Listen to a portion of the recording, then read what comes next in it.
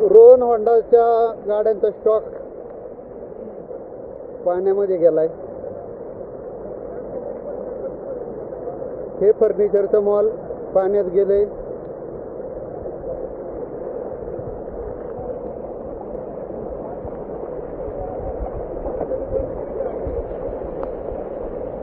हे घर पाण्यात गेले। हा फर्निचरचा मॉल देखील पाण्यात गेलाय।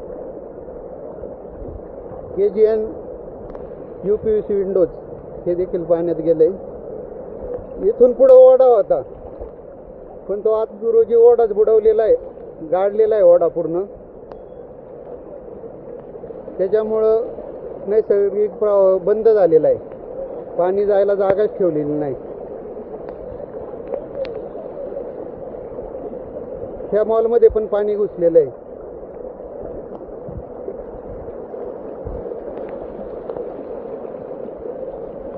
वाकी खुर्दला ओढा बुजवल्यामुळे नैसर्गिक प्रवाह बंद झालेला आहे, त्यामुळे संपूर्ण हायवे जलमय झाला आहे।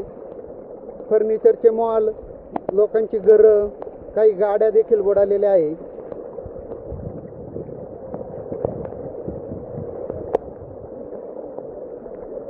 हायवेवरती कमीत कमी 2-2 किलोमीटर दोन्ही बाजूला लाईन लागलेले आहेत। फर्निचरचं मॉल बघा।